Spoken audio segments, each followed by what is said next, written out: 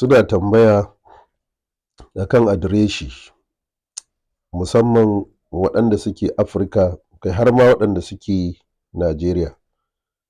Kamar yadda wasu suka sani wasu kuma ba su sani ba shine ga duk masu buƙatar wannan garin nono Binju wanda yake 3 in 1, wanda yake gyara gaba da baya da kuma sa fatar jiki tayi kyau. Adireshinmu dai yana nan a Kano Court Road na Gyaɗi-Gyaɗi. Idan ka fito daga Court Road ne sai ka wuto kotun Nafi'u ka wuce Bola ka taho gab da roundabout na Karkasara za ka ga ƙaton allo an sa Tilawa Islamic Chemist hannunka na dama.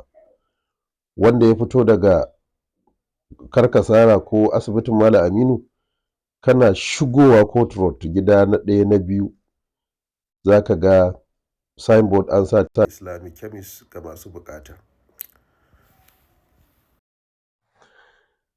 Duk wanda suke buƙata in suka zo nan za su iya kiran mu ko kuma akwai lambobinmu a profile ɗinmu in kun danna za ku ga lamba sai ku kira. Address ɗinmu da yake Kaduna muna nan a kan Independence Way kusa da Prison Yard. Idan daga Police College ka taso kafin ka ƙarasa Prison. Idan daga Ranches ka taho sai ka wuce Prison. Shi ma akwai ƙaton allo da aka sa Tilawa Islamic Chemist.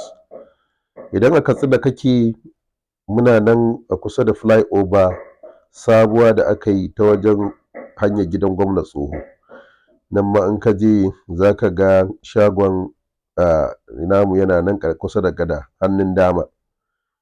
Idan a jamhuriyar Nijar kake a Yamai shagon namu yana nan yana kallon gidan Alhaji Kyauta a wata unguwa da ake kira Lazare.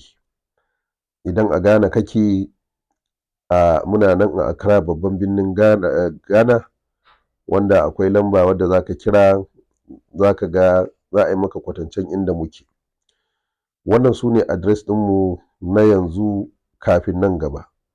A kan maganar Binjin maganin girman nono da kuma ɗan Malaysia da kuma Royal Jelly da muka yi talla kwanaki duk suka yanke to alhamdulillahi sun samu.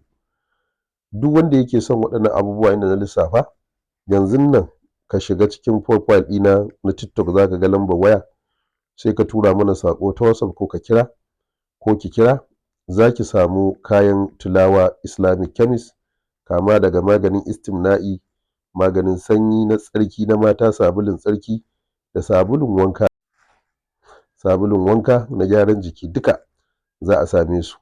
Wannan shine a takaice ga masu tambaya adireshi.